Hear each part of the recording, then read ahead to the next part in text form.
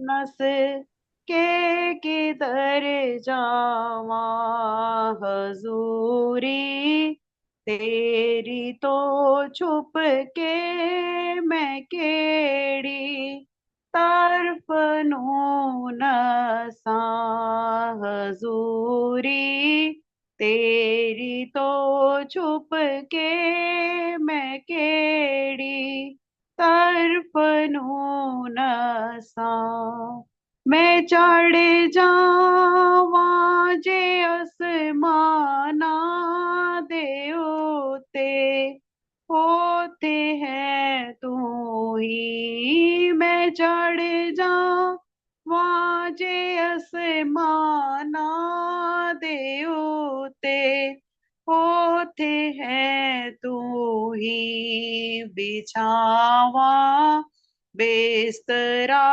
पाताल दे विच होते हैं तू ही बिछावा बेस्तरा पाताल दे विच होते हैं तू ही खुदाया तेरी रूह तो मैं पला नस के किधर जावा समुंदरों पार जा उतरा सुबह दे पंखा नु फैला समुंदरों पार जा उतरा सुबह दे पंखा नु फैला ते ओथे भी तेरा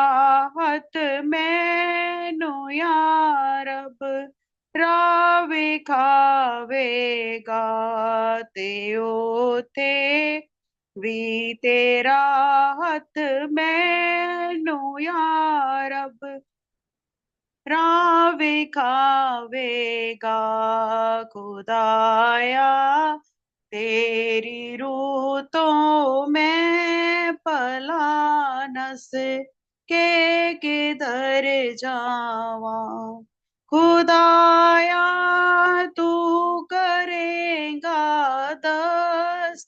दस्तगीरी आपे मेरी भी खुदाया तू करेगा दस्तगीरी आपे मेरी भी तेरा हथ सच्चा उस पाताल विच हो वे मदद मेरी तेरा हथ सच्चा उस पाताल विच हो वे मदद मेरी जे मैं आका के मैनू कुप हनेरा हुण छुपावेगा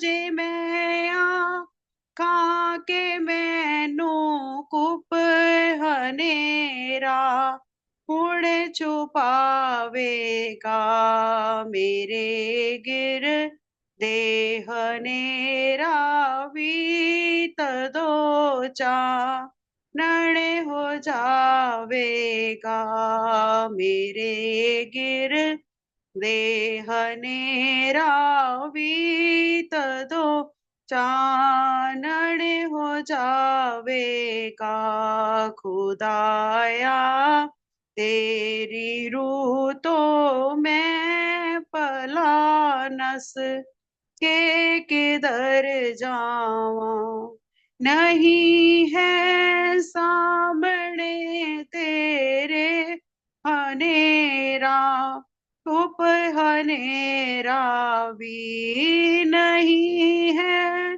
सामने तेरे हनेरा धूप हनेरा भी हनेरी रात तेरे सामने है वांग चानन भी हनेरी रात तेरे सामने है, वांग चानन भी खुदाया, तेरी रूतों में पला नस के किधर जावा हजूरी, तेरी तो चुप के मैं केड़ी तरफ नसा।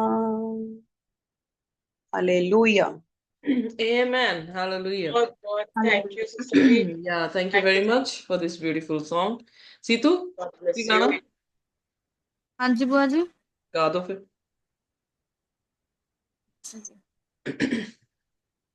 मैं बचिया रहंदा ना जे तेरी दया ना हुंदी, मैं बचिया रहंदा ना जे तेरी दया ना हुंदी, ए सा मैं लैंदा ना, सा मैं लैंदा ना जे तेरी दया ना हुंदी, मैं बचिया रहंदा ना जे तेरी दया ना हुंदी, मैं बचिया रहंदा ना जे तेरी दया ना हुंदी, मूंह चों तेरे गीत मैं यसू कदे भी गांदा ना, मूंह चों तेरे गीत मैं यसू कदे भी गांदा ना, तेरी महिमा दे लई साज मैं कदे वजांदा ना, हाँ कदे वजांदा ना,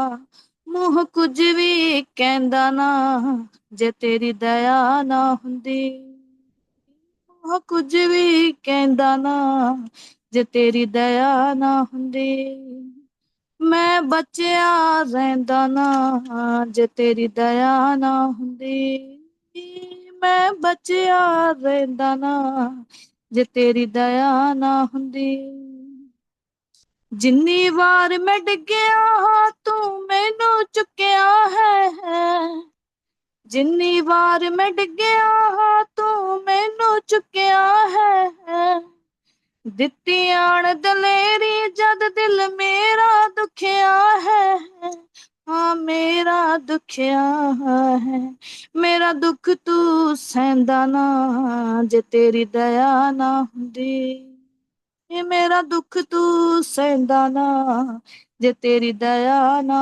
हुंदी, मैं बचिया रहंदा ना जे तेरी दया ना हुंदी, मैं बचिया रहंदा ना जे तेरी दया ना हुंदी, लखा ऐसे पाप ने जेड़े रोज मैं करदा, लखा ऐसे पाप ने जेड़े रोज मैं करदा हां, तेरियां अखियां हंजुआं दे नाल रोज मैं भरदा हां, रोज मैं भरदा हां, तेरी छावें बहिंदा ना जे तेरी दया ना हुंदी, तेरी छावें बहिंदा ना जे तेरी दया ना हुंदी, मैं बचिया रहंदा ना जे तेरी दया ना हुंदी, मैं बचिया रहंदा ना जे तेरी दया ना हुंदी, ए सा मैं लैंदा ना, सा मैं लैंदा ना जे तेरी दया ना हुंदी, मैं बचिया रहंदा ना जे तेरी दया ना हुंदी, मैं बचिया रहंदा ना जे तेरी दया ना हुंदी। Hallelujah. Hallelujah. Hallelujah. Praise the Lord. आइए अपने सिरों को झुकाएं और प्रार्थना में जाएंगे। हमारे स्वर्गीय खुदावन, हमारे निहायत ही सर्वशक्तिमान परमेश्वर, सचमुच में खुदावन अगर आपका अनुग्रह ना होता तो आज हम सांस ना लेते होते, और कहाँ हम आपकी हजूरी से भाग सकते हैं। हर जगह पर आप हैं, इसलिए प्रभु आपको दंडवत करते हैं, आपकी उपासना करते हैं, आपका शुक्र करते हैं कि आप हमारे परमेश्वर हैं और हम आपके लोग हैं।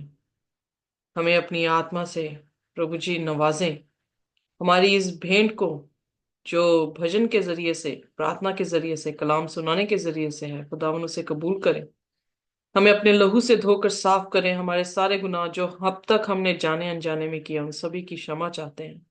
प्रार्थना करते हैं प्रभु अपने पवित्र लहू से हमें धोकर साफ करें। अपनी आत्मा दे, कोई भी ऐसा शब्द ना पढ़ा जाए, ना सुना जाए, ना बोला जाए जो खुदावन आपकी नजर में अच्छा ना हो, बल्कि हर एक चीज आपके कदमों में लेकर आते हैं। अपनी जुबानों को, अपने कानों को, अपनी आंखों को, खुदावन अपने आप को आपके चरणों में लेकर आते हैं। खुदावन आप हमारे बीच में होकर प्रभु जी अपने वचन को हम तक पहुंचाएं। हमें आशीष और बरकत दें, यीशु के नाम से मांगते हैं, आमीन। आमीन। Amen.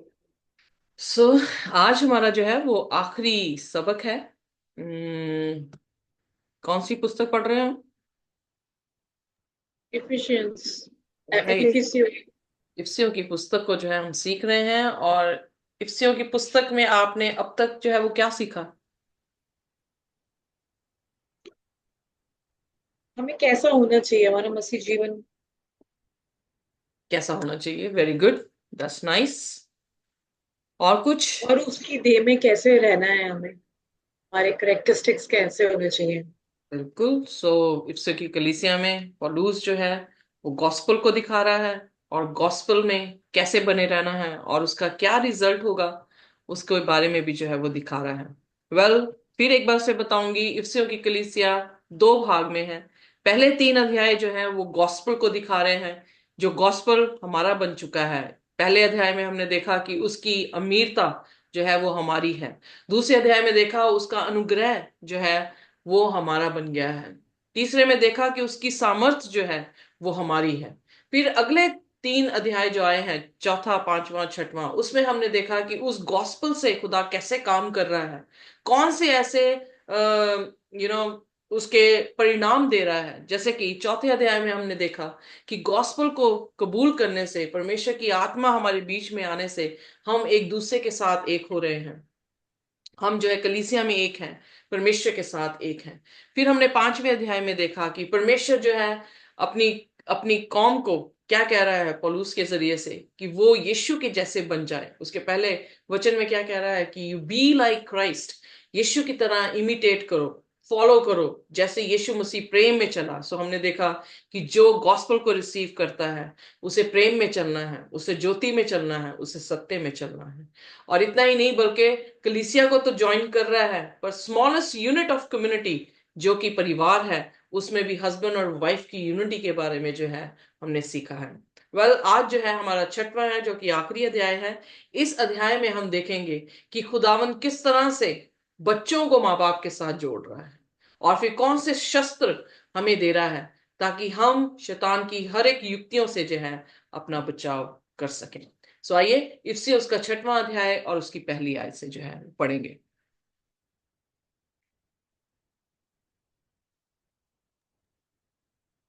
हे बालकों, प्रभु में आस्था रखते हुए माता पिता की आज्ञा का पालन करो, क्योंकि यही उचित है। ओके, सो यहाँ पर जो है अब उसने कैसे जो है इस खत को, इस अध्याय को जो है वो शुरू किया है। ओरिजिनली कोई भी अध्याय नहीं है, कंटिन्यूशन में जो है वो लेटर लिख रहा है। और लेटर में आखिरी बार जो है, जो आखिरी अध्याय हम यहाँ पर देखते हैं वो बच्चों के ऊपर है। यानी बच्चे किस तरह से अपने माँ बाप की जो है वो इज्जत करें, फॉर इट इज राइट, क्योंकि ये क्या है, भला है। क्यों भला है? क्योंकि 10 हुक्मों में से, क्योंकि हमने कल भी देखा कि झूठ मत बोल, चोरी मत कर, हत्या ना कर, ये कहाँ से मॉरल्स जो है हमारे बीच में डाल रहा है? कहीं और से नहीं, ये 10 हुक्म की ही जो है वो बातें हैं जो हमसे कह रहा है। अब वो 5वें हुक्म में जो है वो आ गया। हमने देखे कि 6 से 10 हुक्म के बारे में जो है उसने 5वें अध्याय में बात की है। अब जो है वो किसके बारे में बात कर रहा है? 5वें हुक्म के बारे में। सो आइए पढ़ते दूसरा वचन प्लीज। अपने माता पिता का सम्मान कर, ये पहली आज्ञा है जो इस प्रतिज्ञा से भी युक्त है। हम्म क्योंकि तेरा भला पांचवें हो। पांचवें हुक्म में क्या है? प्रॉमिस दिया गया है कि जब तू अपने माता पिता का आदर करेगा तो तेरी उम्र क्या होगी? तेरी उम्र दराज की जाएगी, तेरी उम्र जो है वो लंबी हो जाएगी। सो कह रहा है एक यही पहली, मतलब एक यही हुक्म है जिसमें हमें क्या दिखता है कि हमें प्रॉमिस दिया गया है। हमारे माता पिता कौन है? आत्मिक रीति से अगर देखा जाए तो हमारा पिता कौन है? Second Adam. अगर सेकंड एडम की हम इज्जत करते हैं तो क्या हमारी उम्र दराज की जाती है कि नहीं की जाती है? हमें हमेशा का जीवन का वरदान जो है प्रभु यीशु मसीह के जरिए से मिलता है। सो इसलिए जो बच्चे हैं, हम सभी यीशु मसीह के बच्चे हैं। लिटरली फैमिली को भी दिखा रहा है और स्पिरिचुअली हम सबको, कलीसिया को भी दिखा रहा है कि हमारा एक ही पिता है और हम उसके क्या है? संतान है। सो संतान को कह रहा है कि अपने माँ बाप का क्या कर? आदर कर, उसकी ओबीडियंस में जो तू बन जा, क्योंकि ये करना भला है, अपने माँ बाप का आदर करना, क्योंकि इसी में प्रॉमिस है। और फिर तीसरा वचन उस प्रॉमिस को तेरा बता। भला हो और तू धरती पर चिरायु हो। तो यही बात है कि खुदावन इस धरती पर उसकी उम्र को क्या करेगा? दराज करेगा, उसकी उम्र को जो है वो बढ़ाएगा। सो एग्जैक्टली हमें जानते हैं कि जो नया यरूशलेम है वो कहां पर आकर टिकेगा? धरती पर ही। और इस धरती पर जो प्रभु यीशु मसीह के छुटकारा दिए गए, बचाए गए लोग होंगे, वो इस धरती के वारिस होंगे और इस धरती में वो जो है हमेशा हमेशा का जीवन जो है वो ले सकेंगे। सो चौथे वचन में फिर क्या लिखता है? और हे पिताओं, तुम भी अपने बालकों को क्रोध मत दिलाओ, बल्कि प्रभु से मिली शिक्षा और निर्देशों को देते हुए उनका पालन पोषण करो। तो यहां पर वो किस पे अब काम करने लग गया पौलुस? इफिसस की कलीसिया के बीच में जितने भी बाप हैं उन सभी को ये कह रहा है कि तुम्हारे एक्शन ऐसे ना हो कि तुम अपने बच्चों को गुस्से में जो है वो उनको गुस्सा प्रवोक कर दो, या उनका गुस्सा जो है वो बढ़ा दो। क्योंकि कई बार पिता ऐसे हैं जो जिनके काम अच्छे नहीं हैं और उनके कर्मों के कारण रिजल्ट क्या देखने को मिलता कि उनके बच्चे जो है वो गुस्से में आ जाते हैं। पर एक तरफ से हम ये देख रहे हैं, कंट्रास्ट दे रहा है उन पिताओं का जो पिता अपने बच्चों को क्या कर रहे हैं? इरिटेट कर रहे हैं, दूसरे शब्दों में इरिटेट कर रहे हैं। सो वो कंट्रास्ट है शैतान का। पर फिर वो मसीहत के लोगों को कैसे दे रहा है? इसलिए उसने लिखा बट का अर्थ यह है कि अब बिल्कुल कॉन्ट्ररी उसने स्टेटमेंट आगे देनी है, बिल्कुल विपरीत स्टेटमेंट यहां पर देना है। सो कुछ ऐसे हैं, पर हमें जो मसीह में हैं वो क्या करें? वो उन्हें डिसिप्लिन, इंस्ट्रक्शन खुदा की तरफ से उनको क्या करें? देते जाएं, ताकि वो इसी तरह से जो है वो बढ़े। फिर पांचवा वचन। हे सेवकों, तुम अपने सांसारिक स्वामियों की आज्ञा निष्कपट हृदय से भय और आदर के साथ उसी प्रकार मानो जैसे तुम मसीह की आज्ञा मानते हो। ओके, मैं चौथी आयत में एक चीज यहाँ पे कहना छोड़ दिया कि अगर यहाँ पर एक फादर दिखाया गया है जो उसको एंगर बच्चे को दे रहा है, तो दूसरी तरफ एक ऐसा फादर है जो अपनी डिसिप्लिन भी दे रहा है, इंस्ट्रक्शंस भी दे रहा है खुदा में। सो वो कौन सा फादर है? एक धर्मी फादर होगा। दूसरा हमारा आसमानी जीसस बाप भी है जो हमें क्या करता है? डिसिप्लिन करता है, जो हमें इंस्ट्रक्शंस देता है। उसका कलाम, उसकी क्या है? शिक्षाएं हैं, उसकी इंस्ट्रक्शंस हैं कि कौन सी चीज जो है वो सही है, कौन सी चीज नहीं सही है। बहुत सारे लोग 10 हुक्मों को सोचते हैं ये डूज एंड डोंट्स हैं, सो हमें नहीं मानने चाहिए। पर वो 10 हुक्म क्या है? हमारे लिए हेज है, ताकि हम सेफ रहें। फॉर एग्जाम्पल मैं देती हूँ कि पहाड़ में, अगर जब पहाड़ों में जाते हैं हम घूमने के लिए, तो खाई इतनी गहरी होती है, तो वहां पर क्या बनाई जाती है? एक रेलिंग बना दी जाती है। कभी देखी आपने रेलिंग जब भी पहाड़ों में गए हैं आप? नहीं। नहीं देखी? नहीं। ओह गॉश, नो। किसने देखी है? जो पहाड़ों में ज्यादा गए हैं उन्होंने देखी होगी। इंडिया में नहीं होती होगी। नहीं नहीं नहीं, I have been to India, I lived in India. मैंने बहुत सारी जगह देखी है पहाड़ों में, मैं बहुत गई हूँ। सो वहां पे जो है या तो ईंटों के साथ बनाई होती है, या फिर वो लोहे की उन्होंने जो है रेलिंग्स बनाई होती है। स्पेशली उस जगह पे बनाते हैं जहां पर ज्यादा खतरा हो गिरने का। तो इंडिया वाले जो है वो पूरी तो नहीं बना रहे, पर इंडिया वहां पर जो है जरूर बना देता है जहां पे ज्यादा खतरा हो। सो वो हद, वो हेज जो बनी होती है। सिस्टर सिमरन आप हैं? हाँ जी, हाँ जी, बिल्कुल। क्योंकि सिस्टर सिमरन तो घूमते हैं, सिस्टर सिमरन को देखी हो। तो वो हेज, पहाड़ों से भी घूमते कि पहाड़ा च तां बिल्कुल नफरत है उल्टियां दा कर। अच्छा, मैं बड़ी सो वो हेज बनाया जाता है। वो हेज का अर्थ क्या होता है? ये कि हमें डूज एंड डोंट्स दिए गए हैं। क्या क्या होता है उसका मतलब?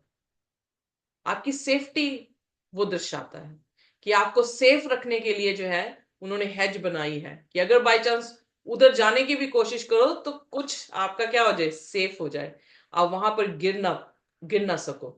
उसी प्रकार से परमेश्वर ने अपने हुक्म हमें दिए हैं। वो एक तरह की हेज है हमारे लिए कि अगर हम उस हेज को पार करेंगे तो क्या होंगे, गिर जाएंगे। अब एक हत्या कर देते हो, खुदा के वचन में लिखा है हत्या मत कर, पर अगर आप हत्या कर देते हो तो क्या होता है आपके ऊपर? खुशहाली आती है कि पुलिस सारी की सारी आपके पीछे पड़ जाती है, कचहरियों के चक्कर निकलते हैं, यू नो पुलिस पड़ जाती है। या और फिर एडवोकेट्स की जरूरत पड़ जाती है, फिर सजा भी होती है, जेल में कितने साल, 20 साल आपको रहना पड़ेगा, यू नो। सो वी सी कि जब हम खुदा के हुक्म को तोड़ते हैं तो वो विपत्ति हमारे ऊपर, ट्रबल्स ही हमारे ऊपर लेकर आती है, कोई खुशहाली जो है वो नहीं लेकर आती। सो ये हेजेस हैं जो खुदा ने हमें दी हैं। यहाँ पर वो डिसिप्लिन कर रहा है, इंस्ट्रक्शंस दे रहा है, तो वो हमारी सेफ्टी के लिए है। अब 5वें वचन में उसने स्लेव्स के बारे में बात की कि जो गुलाम हैं अर्थली मास्टर्स के सामने वो कैसे हों, डरते और कांपते हुए जो हैं वो आए और वैसा ही करें। अब एग्जाम्पल क्या दे रहा है, किसकी दे रहा है?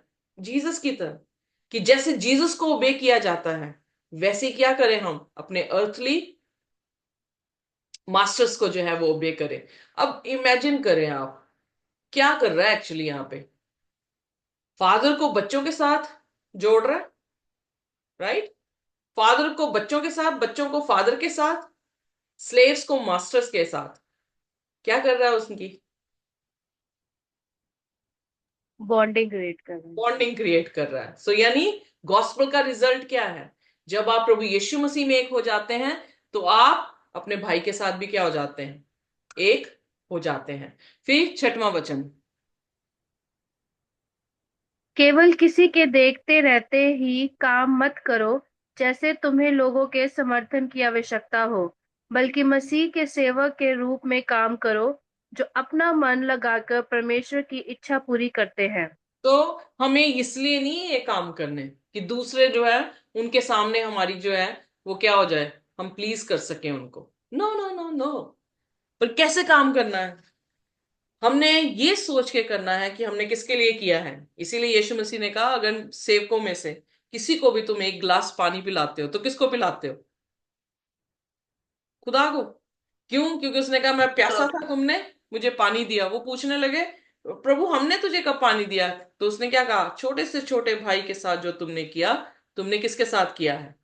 मेरे साथ किया है। सो इसलिए कई बार जो है हम अच्छे काम करते हैं तो एक्सपेक्ट करते हैं कि पलट के हमें जो है उसकी वाह वाह जो है वो मिल जाए। पर खुदा ने क्या कहा, ये सोच के नहीं कि लोग तुम्हारी सराहना करें, पर ये सोच के कि तुम दिल से परमेश्वर की इच्छा को क्या कर रहे हो, पूरी कर रहे हो। सो जब हम यीशु मसीह को देख के काम करते हैं तो फिर मायने नहीं रखता कि आसपास के लोग आपके लिए क्या जो है वो करेंगे कि नहीं करेंगे। 7वां वचन प्लीज। उत्साह के साथ एक सेवक के रूप में ऐसे काम करो जैसे मानो तुम लोगों की नहीं, प्रभु की सेवा कर रहे हो। अगेन उसने सेम यही चीज जो है वो की है। जब हमारी आंखें क्रूस पर लगी हैं, जब हमारी आंखें यीशु मसीह पर लगी हैं, जब हम उससे प्रसन्न कर रहे हैं तो हम अच्छे काम करेंगे और वो अच्छे कामों से लोग क्या होंगे, आशीष पाएंगे। सो एग्जैक्टली जैसे सांप काटा बियाबान में तो वो तांबे का सांप पोल पे लटका दिया गया और क्या कहा गया, जो कोई उसे देखेगा वो क्या होगा, बचा लिया जाएगा। सो उसी तरह से जो कोई यीशु मसीह को देख रहा है वो क्या हो रहा है, बच रहा है। सो जब यीशु मसीह के साथ हमारे ताल्लुकात मजबूत हो जाएंगे तो फिर कोई भी ऐसी चीज नहीं है। बहुत सारी यूथ जो है वो प्यार का भूखा क्यों घूम रहा है, क्यों जो है सेक्सुअल इमोरल जा रहा है, क्यों सुसाइडल केसेस जो है वो बढ़ते हैं उनके, क्योंकि उनके पास वो डायमेंशन जो खुदा का स्पिरिचुअल डायमेंशन है उसको फुलफिल करना कर कोई नहीं रहा। तो इसलिए वो क्या कर रहे हैं, क्योंकि वो इंसानों से प्यार मांग रहे हैं, इनफैक्ट वो मिलता नहीं है और उसके बाद निराश हो जाते हैं। पर यकीन जानिए, जब खुदा से प्यार मिलने लग जाता है तो फिर इंसान की तृप्ति जो है वो खुद ब खुद होने लग जाती है। उसे किसी चीज की फिक्र नहीं होती है, वो अपने आप में क्या हो जाता है, एक संतुष्ट व्यक्ति जो है वो बन जाता है। सो इतनी पावरफुल है ये डायमेंशन को फुलफिल करना, स्पिरिचुअल डायमेंशन को फुलफिल करना, कि उसके साथ साथ आप इमोशनली, मेंटली और फिजिकली भी क्या होते हैं, सेटिस्फाइड रहते हैं। चाहे कोई भी तूफान आपके आसपास घूम रहा हो, पर आप क्या होंगे, खुदावंद की शांति को लेकर जो है वो बैठे होंगे। So it is a biggest miracle than anything else. यही सबसे बड़ा मिरेकल है।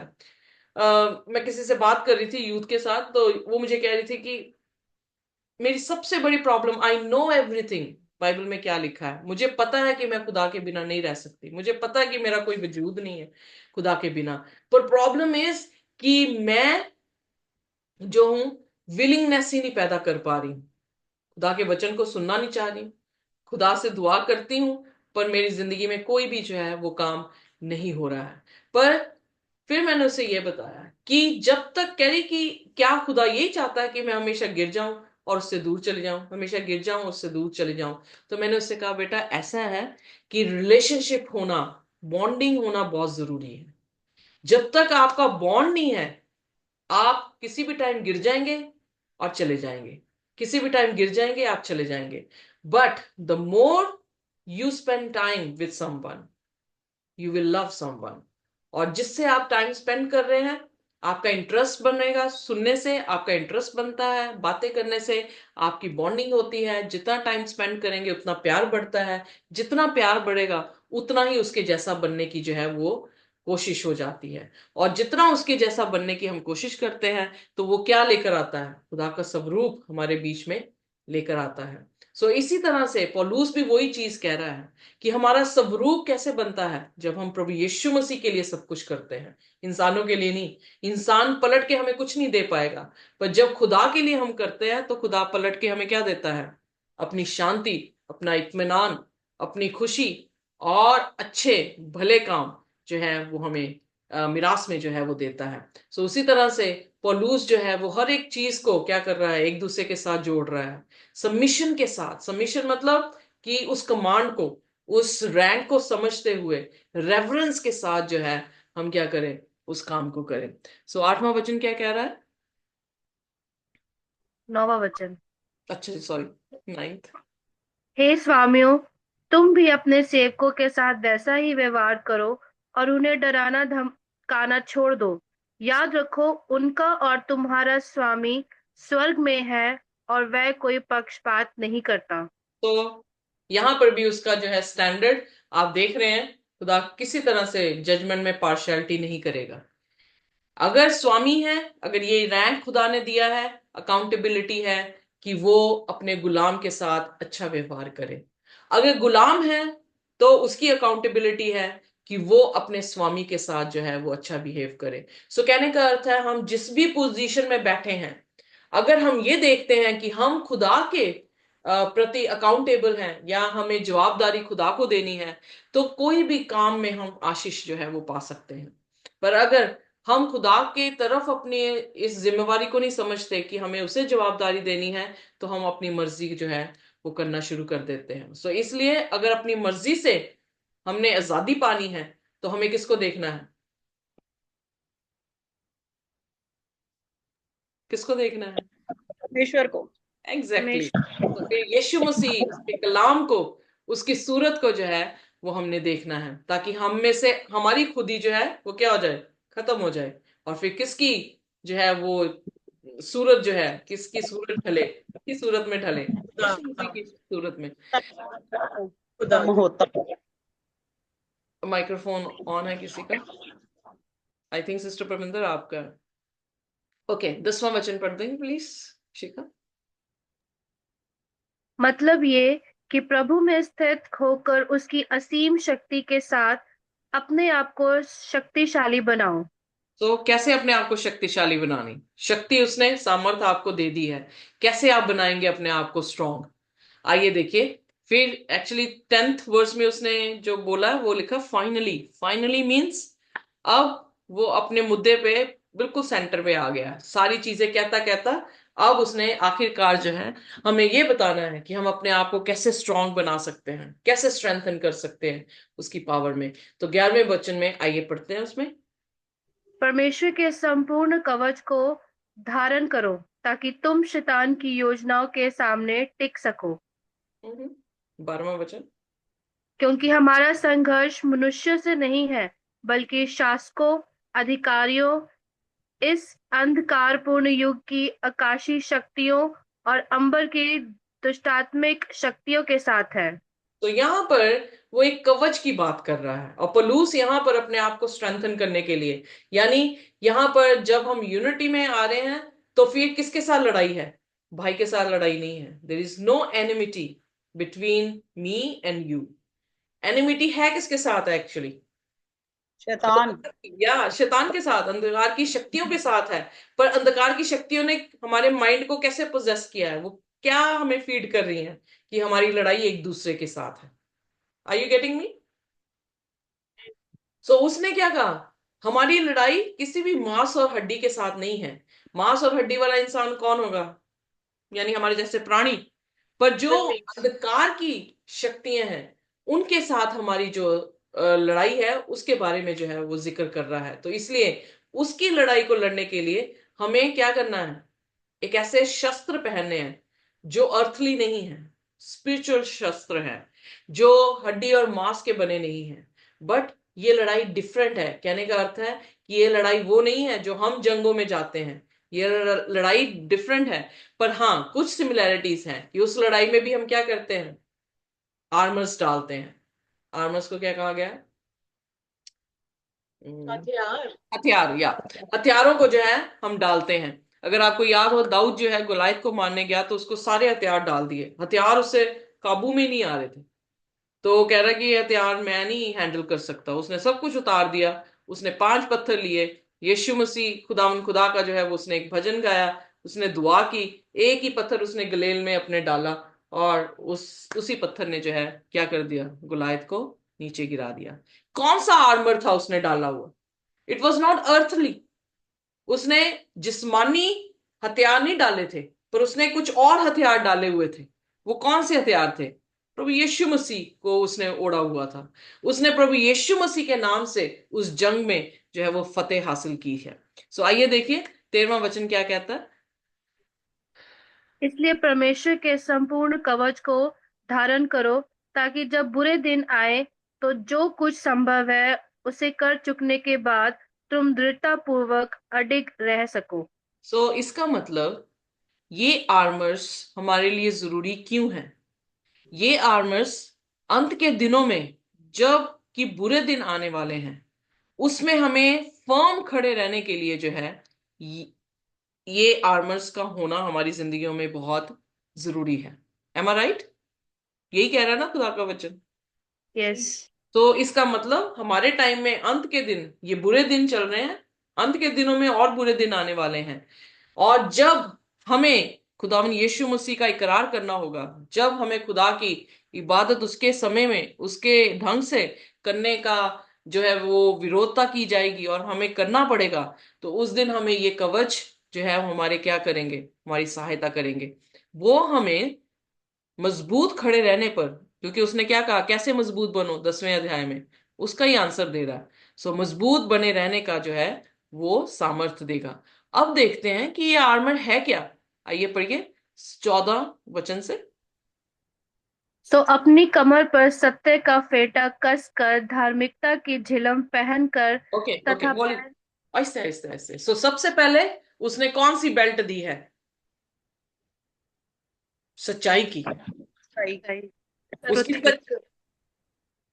सच्चाई की जो है उसने बेल्ट डालने को कहा है। अब सत्य क्या है? सत्य खुदा का वचन है, यू नो। सो खुद सत्य यीशु मसीह खुद है। सो हम बेल्ट क्यों डालते हैं? ताकि अगर हम भागे तो पतलून हमारी जो है वो नीचे ना गिर जाए। am I right? उसको राइट। पकड़े रहती है, हमारे वस्त्र को क्या करती है? पकड़े रहती है, ताकि कोई भी परिस्थिति में फौजी जब कभी जंग में जाता है उसे भागना पड़ता है, लिटना पड़ता है, कई बार लेट के उसे गोली मतलब चलानी पड़ती है, कभी भाग कर चलानी पड़ती है। पर अगर उसके पास बेल्ट ना हो तो क्या होगा, वो अपनी पैंट पैंट को ही, पतलून को ही संभालता रह जाएगा, उतनी देर में उसको क्या हो जाएगा, मार देगा। Are you getting me? So इसलिए अंत के दिनों में बुरे दिन होंगे, तो सत्य, झूठ जब आपसे सवाल जवाब करेगा कि आप सत्य के बारे में बताएं, तो कैसे बताएंगे आप? आपके पास है सत्य? क्या आप बता सकते हैं सत्य? क्या आपको जी जवाब देना आता है सत्य का? सो ये जी चीज हमें क्या करनी है, हमने ये आर्मर को जो है वो पहनना है। फिर उसके बाद उसने क्या कहा, झिलम कौन सी डालनी है हमने? झिलम रास्तबाजी की जो है वो झिलम डालनी है। ब्रेस्ट प्लेट जो थे, याजक जो थे वो डालते थे। उस ब्रेस्ट प्लेट में क्या थे, 12 मणियां थी। वो मणियां किसको दिखाती थी? गोत्रों को जो वो है वो दिखाती थी। तो हाई प्रीस्ट भी जो है अपनी छाती को कैसे ढांक के रख रहा है? ब्रेस्ट प्लेट के साथ। वो ब्रेस्ट प्लेट क्या है? राइचियसनेस है। राइचियसनेस क्या है? उसकी धार्मिकता, यानी हमारे वस्त्र हैं। सो हमारी छाती, छाती के पीछे कौन सा ऐसा ऑर्गन है जो बहुत जरूरी है, जिसको संभालना है? हार्ट। हाँ। Exactly, heart. सो अगर हार्ट में एकदम गोली लगे तो इंसान क्या उसी टाइम मर जाएगा। सो उसको प्रोटेक्ट करने के लिए खुदावन यीशु मसीह की धार्मिकता जो है हमें ओढ़नी पड़ेगी। जैसे प्रकाशित वाक्य 12 अध्याय में औरत ने क्या, किसको ओढ़ा हुआ है? धार्मिकता को, खुदावन यीशु मसीह को। सूरज को ओढ़ा हुआ है। सूरज, उसके धार्मिकता का सूरज यीशु मसीह है। सो उसको जो है उसने ओढ़ा हुआ है, जो उसको क्या कर रहा है, प्रोटेक्ट कर रहा है। अगर शैतान कोई भी तीर चलाएगा तो वो क्या करेगी, वो कलीसिया, वो इंसान क्या करेगा, खुदाम यीशु मसीह के पास विश्वास के साथ प्रार्थना में उससे उसकी धार्मिकता मांगेगा, अपने पापों को कन्फेस करके, उसके लहू से धुल के, और उसको, उसकी झिलम को जो है वो धार्मिकता की झिलम को पाएगा। सो इसलिए हम देखते हैं खुदा का वचन पढ़ना जो है वो बहुत जरूरी है, क्योंकि वो सत्य है, वो बेल्ट है जो हमें कस के रखेगी, जो हमें there will be no diversion, confusion नहीं होगी। हम बिल्कुल सीधे अपने जो भी हमने गोल बनाया है उसमें जो है वो पहुंच सकते हैं। अब 15वां वचन। तथा पैरों में शांति के सुसमाचार सुनाने की तत्परता के जूते धारण करके तुम लोग अटल खड़े रहो। तो जूते कितने जरूरी हैं? अगर बिना जूते के हों, कांटे भी चुभेंगे, पत्थर भी चुभते हैं। पर जब जूते डाले हों और बराबर आपके पाँव के जैसा हो, तो पट पट की भी, चप चप की भी आवाजें जो है वो नहीं आती हैं, वो आपको कस के रखती हैं। और जो भी एथलीट्स हैं, उनके जूते अगर आप देखें तो उनके जूते ही हैं जो उनको क्या देते हैं, स्ट्रेंथ देते हैं कि वो अपनी रफ्तार से भाग सकें। सो इसलिए उसने क्या कहा, जूते कौन से चाहिए हमें? शांति के। शांति कौन है? प्रभु यीशु मसीह है। सत्य प्रभु यीशु मसीह है, धार्मिकता प्रभु यीशु मसीह है, जूते भी क्या है, प्रभु यीशु मसीह है। इसलिए बाइबल में लिखा है, धन्य है वह पांव जो परमेश्वर का सुसमाचार लेकर जाते हैं। सो वो शांति का सुसमाचार सुनाने वाले लोग हैं, जो खुद भी शांति में हैं और दूसरों को भी प्रभु के साथ मेल करा के शांति में बना रहे हैं। अब 16वां वचन। इन सबसे बड़ी बात यह है कि विश्वास को ढाल के रूप में ले लो, जिसके द्वारा तुम उन सभी जलते तीरों को बुझा सकोगे जो बदी के द्वारा छोड़े गए हैं। सो आपकी छाती उसने किससे कर दी? धार्मिकता से बचा ली। अब क्या दे रहा है आपको? झिलम, ओ सॉरी, शील्ड। शील्ड को क्या बोला हिंदी में? Sorry, I forgot. ढाल। सो उसने अब जो है ढाल भी हमें दे दी। ढाल कैसे काम आती है? पुराने समय में ढाल जो है वो लोहे की या पीतल की, जिस भी धातु की जो है वो बनी होती थी, वो कवर करती थी अपने सिर से लेके पांव तक। सो जब कभी भी एरो आता है, जो भी गोली आती है, तो उसको अगर आगे कर दिया जाए तो वो गोली उसको पार करके इंसान के ऊपर जो है वो वार नहीं कर सकती है। सो यहां पर उसने जो है ढाल दी है, किसकी? विश्वास की। सो विश्वास, जो कि ऑथर और फिनिशर हमारे विश्वास का कौन है? जीसस, प्रभु यीशु मसीह हैं। और विश्वास कैसे आता है? खुदा के कलाम को सुनने से। और जब खुदा के कलाम को सुनकर हम विश्वास में आते हैं तो हम परमेश्वर को प्रसन्न करते हैं, और वो विश्वास हमारे कर्मों में जो है वो नजर आता है। सो ये एक ऐसी ढाल है जो क्या करती है, शैतान के हर एक तीरों से जो है हमें बचाती है। सो इसीलिए दानियल अगर पहली टेम्पटेशन में पास ना होता, ओवरकम उसे ना करता, तो उसके लिए दूसरी टेम्पटेशन भी जो है वो क्या होती, पहाड़ की तरह होती। पर उसने पहले विश्वास के साथ पहले ही अपनी टेम्पटेशन पे जय पा ली, तो वो ऐसी ढाल उसके लिए बन गई कि उसके बाद जो भी शैतान तीर शद्रक मेशक अबेदनगो के लिए वो आग की झील बन लेकर आया, और दानियल के लिए जो है वो शेरों की मान लेकर आया, वो सारे तीर थे शैतान के, पर उनके विश्वास ने उन्हें क्या कर दिया, वो ढाल बन गई और उन्हें बचाता रहा। 17वां वचन। छुटकारे का शिरस्त्राण पहन लो और परमेश्वर के संदेश रूपी आत्मा की तलवार उठा लो। आमेन। सो हेलमेट कौन सा डालना है हमने, साल्वेशन का। साल्वेशन कैसे आ रही है हमारे पास, साल्वेशन उसके सत्य से, साल्वेशन उसकी धार्मिकता से, साल्वेशन उसकी आत्मा शांति से, साल्वेशन विश्वास से जो है, यानी through by his grace, through faith we are saved. और फिर उसके बाद सेंटिफिकेशन किससे कर रहा है, अपने वचनों से।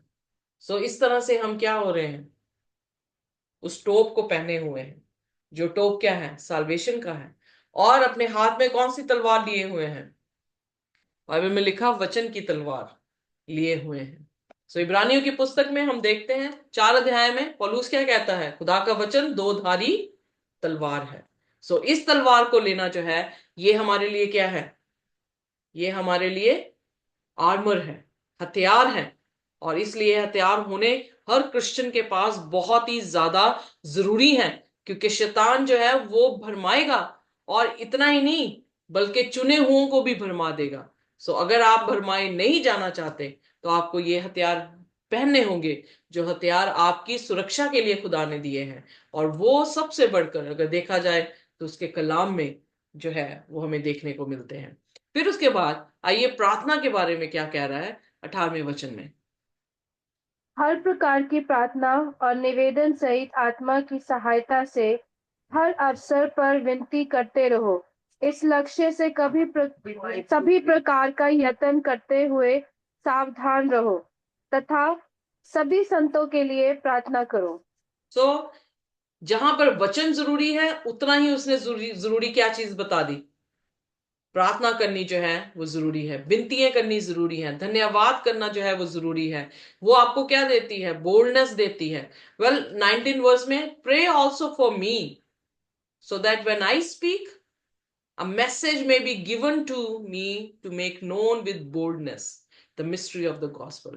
so जो प्रचारक है उनके लिए भी क्या करो, प्रार्थना करो, ताकि जब वो बोले तो वो परमेश्वर का कलाम जो है वो बड़ी बुलंदी से, बड़े कॉन्फिडेंस से, बड़े निडर होकर जो है वो सुना सके, खुदा के भेदों को, गॉस्पल के भेदों को जो है लोगों तक पहुंचा सके। क्यों, आइए देखिए 20वां वचन।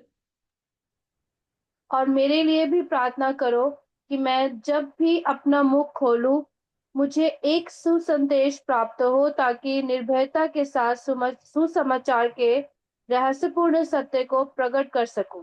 तो यहां पर जो है वो क्या कर रहा है, एक दूसरे के लिए प्रार्थना करने के लिए, अपने लिए प्रार्थना करने के लिए, और प्रचारक के लिए भी जो है वो प्रार्थना करने के लिए कह रहा है। क्यों कह रहा है, 20वां वचन पढ़ेंगे। इसी के लिए मैं जंजीरों में जकड़े हुए राजदूत के समान सेवा कर रहा हूँ। प्रार्थना करो कि मैं जिस प्रकार मुझे बोलना चाहिए उसी प्रकार निर्भयता के साथ सुसमाचार का प्रवचन कर सकूं। तो यहां पर वो एज एन एम्बेसडर किस में है, चेन्स में है। यानी ये पत्री जो है पौलुस ने लिखी है, तो कहां पर लिख रहा है, जेल में लिख रहा है, जहां पे वो बंदुआई में है। पर वो किसका एम्बेसडर है, जेल में भी किसको दिखा रहा है, किसको दर्शा रहा है। हमें प्रचार करने की जरूरत नहीं है, we should become a sermon, हमें सरमन बन जाने की जरूरत है। और जेल में भी जो है वो अपने अपने पर्पस को नहीं भूल रहा कि मैं खुदावन यीशु मसीह का क्या हूं, एम्बेसडर हूं, मैं उसका रिप्रेजेंटेटिव हूं, मुझे भेजा गया है ताकि मैं उसका सुसमाचार बोल्डली यानी पूरी सामर्थ के साथ सिखा सको। और 21वां वचन प्लीज। तुम भी मैं कैसा हूँ और क्या कर रहा हूँ इसे जान जाओ। सो तुखिकुस तुम्हें इस सब कुछ बता देगा। वह हमारा प्रिय बंधु है और प्रभु में स्थित एक विश्वासपूर्ण सेवक है। हम्म। सो यहाँ इसीलिए पर जो मैं है उसका सहभागी है। सो उसके जिक्र कर रहा है कि वो तुम्हें सब कुछ जो बता देगा, तुम्हें तुम्हें बताएगा मैं कैसा हूं, मैं क्या कर रहा हूं। और उसके बाद इसीलिए मैं उसे तुम्हारे पास भेज रहा हूँ ताकि तुम मेरे समाचार जान सको और इसलिए भी कि वह तुम्हारे मन को शांति दे सके। हम्म हे भाइयों, तुम सबको परम पिता परमेश्वर की और प्रभु यीशु मसीह की ओर से विश्वास, शांति और प्रेम प्राप्त हो। जो हम्म। हमारे प्रभु यीशु मसीह से अमर प्रेम रखते हैं उन पर परमेश्वर का अनुग्रह होता है। आमेन आमेन। सो जब इस खत को खत्म कर रहा है, खत्म करते हुए उसने अपनी स्थिति बताई कि वो रोम में जो है वो कैदी है, पर बाइबल में बार बार अपने आप को किसका गुलाम कह रहा था। उसने चौथे अध्याय में भी यही कहा कि मैं यीशु मसीह का गुलाम हूं। सो वो अपने आप को रोमियो का गुलाम नहीं सोच रहा, हालांकि रोम की चेन्स में है। रोमियो ने जो है उसको हथकड़ी जो है वो पहना रखी है, यानी प्रिजन में रखा है, पर वहां पर भी वो यीशु मसीह को रिप्रेजेंट कर रहा है। सो क्या हमारी जिंदगी ऐसी हैं कि अगर हम बुरी परिस्थितियां में भी हो तो खुदावन यीशु मसीह को लोग हमारे में से देख सकें। सो यही चीज है, यही क्रिश्चियनिटी है, और कोई क्रिश्चियनिटी नहीं है। चिन्ह, अजीब, आश्चर्यकरम, ये क्रिश्चियनिटी नहीं है। ये प्रूफ नहीं है कि ये खुदा के लोग हैं, पर प्रूफ ये है कि वो तूफानों में भी क्या है, शांत होंगे। वो तूफानों में भी यीशु मसीह का प्रचार करेंगे। वो तूफानों में भी क्या हो रहे हैं, यीशु मसीह को अपने बीच में से जो है वो दिखा रहे हैं। सो वैसे ही हमें भी बनना है कि हम ये जान लें कि प्रभु यीशु मसीह की रिचेस, उसकी ये अमीरता हमारी है, क्योंकि वो ही खालिक और मालिक है पूरी दुनिया का। उसने हमें मोल खरीदा है, वो राजाओं का राजा है, हम उसके बच्चे हैं। हम ये जान लें कि वो अनुग्रह हम पर करके हमें बचाता है, और उसका अनुग्रह जो है वो हमारा बन गया है। हम ये जान लें कि उसकी सामर्थ, जिस सामर्थ से उसने सारी सृष्टि की रचना की है, वही सामर्थ अपने चेलों को भी देता है कि जाओ जाके जगत में मेरा प्रचार करो, पिता पुत्र पवित्र आत्मा के नाम से बपतिस्मा लो। वही परमेश्वर, जब उसका गॉस्पेल हम रिसीव करते हैं तो हम प्रभु यीशु मसीह के साथ क्या होते हैं, एक होते हैं। हम उसकी कलीसिया में, कलीसिया यीशु के साथ एक हो जाती है। और फिर उसके बाद क्या बच्चा, क्या हस्बैंड, क्या वाइफ, वो सबसे ये कह रहा है, क्या स्लेव, क्या मास्टर, वो सबसे यही हिदायत कर रहा है कि मसीह में हम क्या हो, एक दूसरे की इज्जत करें। जब बात करें तो इज्जत से करें। जो बात अगर खेदित हो या आप किसी चीज से डिसएग्री भी हो रहे हो, तब भी अपनी बातें जो है वो क्या करें, हाँ, बड़े रिस्पेक्टफुली जो है वो रखी जाएं। सो फिर वहां पे यही सिखाने की हमें कोशिश कर रहा है कि जिस भी जगह पे हम क्यों ना बैठे हों, we are the ambassador of Jesus Christ. हम यीशु मसीह के नुमाइंदे हैं, हम यीशु मसीह के रिप्रेजेंटेटिव हैं, और हम यीशु मसीह को दिखाते हैं। सो इसलिए अपना चाल चलन यीशु के जैसा कर लो, ताकि हम किसी भी चीज में दोषी ना ठहरे। और खुदावन यीशु मसीह अपनी औलाद समझते हुए अपने अनुग्रह के साथ जो उन लोगों पे वो करता है जो उससे प्रेम करते हैं, वो अनुग्रह के साथ उसे उन्हें स्वर्ग की बादशाह में लेकर जा सके। सो परमेश्वर आप सबको आशीष और बरकत दे। परमेश्वर का धन्यवाद कि खुदा ने अपनी आत्मा के जरिए, पल्लूस के जरिए, आत्मा के जरिए पल्लूस के से ये खत जो है हम तक पहुंचाया, प्रिजर्व करता रहा। फर्स्ट सेंचुरी से ये खत लिखा हुआ है, और उसको किस तरह से प्रिजर्व किया है हम सब के लिए, ताकि आज इन आखिरी दिनों में हम इस कलाम को जो है वो सुन सके, अपना सकें, और हमेशा का जीवन पा सकें। आमीन। आइए अपने सिरों को झुकाएंगे और हम प्रार्थना करेंगे। मैं दरख्वास्त करूंगी सिस्टर सिमरन से कि वो हमारे लिए प्रार्थना करें। Hallelujah hallelujah hallelujah. धन्यवाद धन्यवाद धन्यवाद है मेरे महान समर्थी प्रभु यीशु। ਮੈਂ ਤੇਰਾ ਧੰਨਵਾਦ ਕਰਦੀ ਹਾਂ ਇਸ ਸੁੰਦਰ ਜ਼ਿੰਦਗੀ ਦੇ ਲਈ ਪਰਮੇਸ਼ਵਰ ਜੋ ਤੂੰ ਸਾਨੂੰ ਦਿੱਤੀ ਹੈ ਪਰਮੇਸ਼ਵਰ। ਅਸੀਂ ਤੇਰਾ ਧੰਨਵਾਦ ਕਰਦੇ ਹਾਂ ਉਹਨਾਂ ਸਾਵਾਂ ਦੇ ਲਈ ਪਰਮੇਸ਼ਵਰ ਜੋ ਤੂੰ ਰੋਜ਼ ਸਾਨੂੰ ਦੇ ਕੇ ਸਾਨੂੰ ਉੱਠ ਖੜਾ ਕਰਦਾ ਹੈ ਪਰਮੇਸ਼ਵਰ। ਬਹੁਤ ਸਾਰੇ ਲੋਕ ਹਨ ਜੋ ਅੱਜ ਦਾ ਦਿਨ ਨਹੀਂ ਦੇਖ ਪਾਏ ਪ੍ਰਭੂ, ਤੇਰੀ ਦਇਆ ਤੇਰਾ ਰਹਿਮ ਹੈ ਪ੍ਰਭੂ ਜੀ ਜੋ ਅਸੀਂ ਖੜੇ ਹਾਂ ਪਰਮੇਸ਼ਵਰ। ਅਸੀਂ ਤੇਰਾ ਧੰਨਵਾਦ ਕਰਦੇ ਹਾਂ ਪਰਮੇਸ਼ਵਰ। ਜਿਸ ਤਰ੍ਹਾਂ ਵਚਨ ਵਿੱਚ ਕਿਹਾ ਗਿਆ ਪ੍ਰਭੂ, ਅਸੀਂ ਤੇਰੀ ਆਗਿਆਕਾਰਿਤਾ ਦੇ ਵਿੱਚ ਪ੍ਰਭੂ ਜੀ, ਪਿਤਾ ਜੀ ਅਸੀਂ ਤੁਹਾਡੀ ਆਗਿਆਕਾਰਿਤਾ ਦੇ ਵਿੱਚ ਹਮੇਸ਼ਾ ਬਣੇ ਰਹੀਏ ਪ੍ਰਭੂ ਜੀ। ਅਸੀਂ ਤੇਰੇ ਧਰਮੀ ਠਹਿਰੀਏ ਪਰਮੇਸ਼ਵਰ, ਸਾਡੇ 'ਚ ਕੋਈ ਦੋਸ਼ ਨਾ ਹੋਏ ਪਰਮੇਸ਼ਵਰ। ਅਸੀਂ ਆਪਣੇ ਰਸਤਿਆਂ ਨੂੰ ਸਿੱਧਾ ਕਰਦੇ ਜਾਈਏ। ਅਸੀਂ ਢਾਲ ਔਰ ਝਿਲਮ ਪ੍ਰਭੂ ਜੀ ਪਹਿਨ ਲਈਏ ਪ੍ਰਭੂ, ਔਰ ਸੁਸਮਾਚਾਰ ਦੇ ਜੁੱਤੇ ਸਾਨੂੰ ਪਹਿਨਾ ਪਰਮੇਸ਼ਵਰ, ਤਾਂ ਕਿ ਸਿਰਫ ਅਸੀਂ ਆਪਣਾ ਜੀਵਨ ਨਹੀਂ ਪਰਮੇਸ਼ਵਰ ਪ੍ਰਭੂ, ਅਸੀਂ ਤੇਰੇ ਸਹੀ ਤਰੀਕੇ ਦੇ ਨਾਲ ਦੂਸਰਿਆਂ ਦੇ ਜੀਵਨ ਨੂੰ ਵੀ ਪ੍ਰਭੂ ਜੀ ਲਾਈਟ ਕਰ ਸਕੀਏ ਪ੍ਰਭੂ ਜੀ। ਪ੍ਰਭੂ ਜੀ ਆਪਣਾ ਵਿਜ਼ਨ ਪ੍ਰਭੂ ਜੀ, ਆਪਣੀ ਸਾਮਰਥ ਸਾਡੇ ਉੱਤੇ ਉਡੇਲ ਪਰਮੇਸ਼ਵਰ, ਤਾਂ ਕਿ ਅਸੀਂ ਤੇਰੇ ਕਦਮਾਂ ਦੇ ਵਿੱਚ ਹਮੇਸ਼ਾ ਬੈਠੇ ਰਹੀਏ ਇਸੇ ਤਰ੍ਹਾਂ, ਔਰ ਵਚਨਾਂ ਦੇ ਗਿਆਨਾਂ ਦੇ ਗਹਿਰੇ ਭੇਤਾਂ ਨੂੰ ਅਸੀਂ ਜਾਣ ਕੇ ਪਰਮੇਸ਼ਵਰ ਦੂਸਰਿਆਂ ਤੱਕ ਸਹੀ ਤਰੀਕੇ ਨਾਲ ਪਹੁੰਚਾ ਸਕੀਏ ਪਰਮੇਸ਼ਵਰ। ਅਸੀਂ ਤੇਰਾ ਧੰਨਵਾਦ ਕਰਦੇ ਹਾਂ ਪ੍ਰਭੂ, ਤੇਰੀ ਹਰ ਇੱਕ ਬਰਕਤ ਤੇ ਆਸ਼ੀਸ਼ ਦੇ ਲਈ ਜੋ ਸਾਡੇ ਜੀਵਨਾਂ ਦੇ ਵਿੱਚ ਤੂੰ ਪ੍ਰਭੂ ਦਿੱਤੀ ਹੈ ਪ੍ਰਭੂ ਜੀ। ਅਸੀਂ ਤੇਰੇ ਐਂਬੈਸਡਰ ਬਣ ਜਾਈਏ ਪ੍ਰਭੂ, ਸਾਡੇ ਵਿੱਚੋਂ ਦੇਖ ਕੇ ਲੋਕ ਸਾਨੂੰ ਜਾਣਨਾ ਚਾਹਣ ਕਿ ਤੁਸੀਂ ਕਿਹੜੇ ਪਰਮੇਸ਼ਵਰ ਨੂੰ ਮੰਨਦੇ ਹੋ, ਔਰ ਉਹਨਾਂ ਦੇ ਹਰ ਇੱਕ ਜੋ ਪ੍ਰਭੂ ਉਹਨਾਂ ਦੇ ਅੰਧਿਆਰੇ ਦੀਆਂ ਅੱਖਾਂ ਨੇ ਉਹਨਾਂ ਨੂੰ ਖੋਲ ਕੇ ਪ੍ਰਭੂ ਜੀ ਤੁਸੀਂ ਉਹਨਾਂ ਨੂੰ ਸੁਰਮਾ ਦਿਓ ਪਰਮੇਸ਼ਵਰ, ਜੋਤੀ ਦਿਓ ਪ੍ਰਭੂ, ਰੋਸ਼ਨੀ ਦੇਣਾ ਪਰਮੇਸ਼ਵਰ। ਅਸੀਂ ਤੇਰਾ ਧੰਨਵਾਦ ਕਰਦੇ ਹਾਂ ਉਹਨਾਂ ਲੋਕਾਂ ਦੇ ਲਈ ਪਰਮੇਸ਼ਵਰ ਜੋ ਹਸਪੀਟਲਸ ਦੇ ਵਿੱਚ ਨੇ ਪਰਮੇਸ਼ਵਰ। ਮੈਂ ਪ੍ਰਣਵ ਦੇ ਲਈ ਪਰਮੇਸ਼ਵਰ ਪ੍ਰਾਰਥਨਾ ਕਰਦੀ ਹਾਂ ਜੋ ਇਸ ਟਾਈਮ ਪ੍ਰਭੂ ਜੀ ਆਪਣੇ ਫੇਫੜਿਆਂ ਦੇ ਲੰਗਸ ਇਨਫੈਕਸ਼ਨ ਤੋਂ ਪ੍ਰਭੂ ਜੀ ਹਸਪੀਟਲ ਦੇ ਵਿੱਚ ਐਡਮਿਟ ਹੈ ਪਰਮੇਸ਼ਵਰ। ਪ੍ਰਭੂ ਜਿਨ੍ਹਾਂ ਸਾਵਾਂ ਨੂੰ ਅਸੀਂ ਆਮ ਸਮਝਦੇ ਹਾਂ ਪਰਮੇਸ਼ਵਰ, ਉਹ ਲੋਕ ਜਿਹੜੇ ਇਸ ਟਾਈਮ ਲੰਗਸ ਦੇ ਇਨਫੈਕਸ਼ਨਸ ਦੇ ਵਿੱਚ ਉਸ ਸਾਵਾਂ ਲਈ ਤਰਸ ਰਹੇ ਨੇ ਪਰਮੇਸ਼ਵਰ। ਅਸੀਂ ਕਿੰਨੇ ਨਾ ਸ਼ੁਕਰੇ ਹਾਂ ਪਰਮੇਸ਼ਵਰ ਕਿ ਅਸੀਂ ਉਹਨਾਂ ਸਾਵਾਂ ਨੂੰ ਕਾਮਨਲੀ ਗਿਣਦੇ ਹਾਂ ਪਰਮੇਸ਼ਵਰ ਜੋ ਆ ਰਹੇ ਨੇ, ਜੋ ਕਿ ਬੇਹੱਦ ਕੀਮਤੀ ਨੇ ਔਰ ਜੋ ਤੂੰ ਸਾਨੂੰ ਦੇ ਰਿਹਾ ਪਰਮੇਸ਼ਵਰ। ਪ੍ਰਭੂ ਅਸੀਂ ਤੇਰਾ ਧੰਨਵਾਦ ਕਰਦੇ ਹਾਂ ਕਿ ਅਸੀਂ ਉਸ ਚਾਨਣ 'ਚ ਹਾਂ ਪਰਮੇਸ਼ਵਰ। ਅਸੀਂ ਤੇਰੀ ਦਇਆ ਨੂੰ ਰੋਜ਼ ਦਿਨ ਬਰ ਦਿਨ ਦੇਖਦੇ ਹਾਂ ਕਿ ਕਿਹੜੀ ਕਿਹੜੀ ਦਇਆ ਪ੍ਰਭੂ, ਉਹਦੇ ਲਈ ਸਾਡੇ ਦਿਲ ਧੰਨਵਾਦ ਨਾਲ ਭਰ ਜਾਂਦੇ ਹਨ ਪਰਮੇਸ਼ਵਰ। ਪ੍ਰਭੂ ਉਹ ਧੰਨਵਾਦ ਬਹੁਤ ਛੋਟਾ ਹੈ, ਪਰ ਤੂੰ ਸਾਡੇ ਮਨਾਂ ਨੂੰ ਜਾਣਦਾ ਹੈ ਕਿ ਉਹ ਧੰਨਵਾਦ ਕਿੰਨਾ ਵੱਡਾ ਹੈ ਪਰਮੇਸ਼ਵਰ। ਪ੍ਰਭੂ ਮੈਂ ਤੇਰਾ ਧੰਨਵਾਦ ਕਰਦੀ ਹਾਂ ਇਸ ਮੀਟਿੰਗਸ ਦੇ ਲਈ ਪਰਮੇਸ਼ਵਰ। ਪ੍ਰਭੂ ਤੁਸੀਂ ਕਿਹਾ ਹੈ ਜੋ ਖਟਖਟਾਓਗੇ ਤਾਂ ਮਿਲੇਗਾ, ਢੂੰढोगे तो पाओगे परमेश्वर। प्रभु ਅਸੀਂ ਤੇਰੀ ਖੋਜ ਸੀ ਪ੍ਰਭੂ ਜੀ, ਤੁਸੀਂ ਸਿਸਟਰ ਜੀ ਨੂੰ ਮੁਹੱਈਆ ਕੀਤਾ ਪ੍ਰਭੂ। ਅਸੀਂ ਉਸ ਤੁਹਾਡੇ ਹਰ ਇੱਕ ਵਚਨ ਨੂੰ ਸੁਣ ਪਾਏ ਪ੍ਰਭੂ ਜੀ, ਉਹਨਾਂ ਉੱਤੇ ਪੂਰੀ ਬਲੇਸਿੰਗਸ ਨੂੰ ਉਡੇਲਣਾ ਪਰਮੇਸ਼ਵਰ।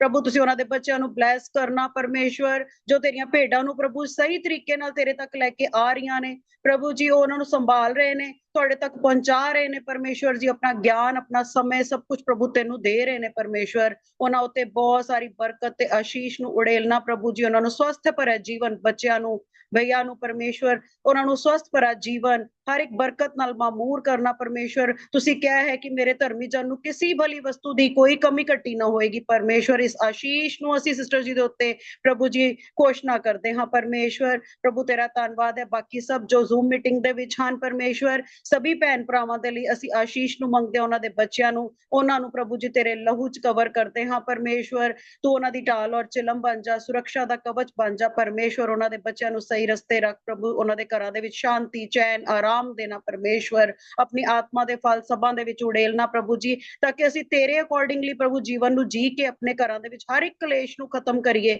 ਪ੍ਰੇਮ ਦੇ ਨਾਲ ਜੋ ਤੂੰ ਸਿੱਖਿਆ ਦਿੱਤੀ ਹੈ, ਪ੍ਰੇਮ ਦੇ ਨਾਲ ਜਿੱਤਣਾ ਪਰਮੇਸ਼ਵਰ। ਅਸੀਂ ਉਸ ਪ੍ਰੇਮ ਦੇ ਨਾਲ ਹਰ ਇੱਕ ਪ੍ਰਭੂ ਜੀ ਜੰਗ ਨੂੰ ਜੋ ਆਤਮਿਕ ਹੈ ਪ੍ਰਭੂ ਜੀ ਉਸਨੂੰ ਅਸੀਂ ਲੜ ਸਕੀਏ ਪਰਮੇਸ਼ਵਰ। ਸਭਾ ਦੇ ਘਰਾਂ ਦੇ ਵਿੱਚ ਸ਼ਾਂਤੀ, ਚੈਨ, ਆਰਾਮ ਦੇਣਾ ਪਰਮੇਸ਼ਵਰ। ਰਾਤ ਜੋ ਪ੍ਰਭੂ ਜੀ ਤੁਸੀਂ ਦਿੱਤੀ ਹੈ ਉਹ ਸੁਖ ਭਰੀ ਨੀਂਦ ਦੇਣਾ, ਅੱਛੇ ਸੁਪਨ ਦੇਣਾ, ਸੁਪਨ 'ਚ ਆਪਣਾ ਦਰਸ਼ਨ ਦੇਣਾ ਪਰਮੇਸ਼ਵਰ। ਪ੍ਰਭੂ ਮੈਂ ਤੇਰਾ ਧੰਨਵਾਦ ਕਰਦੀ ਹਾਂ, ਇਸ ਪੂਰੀ ਬਲੇਸਿੰਗਸ ਨੂੰ ਅਸੀਂ ਮੰਗ ਲੈਂਦੇ ਹਾਂ ਪਰਮੇਸ਼ਵਰ ਇਨ ਆਪਣੇ ਪਰਮੇਸ਼ਵਰ ਯਿਸੂ ਮਸੀਹ ਦੇ ਨਾਮ ਦੇ ਵਿੱਚ, ਆਮੇਨ ਆਮੇਨ ਆਮੇਨ। Amen.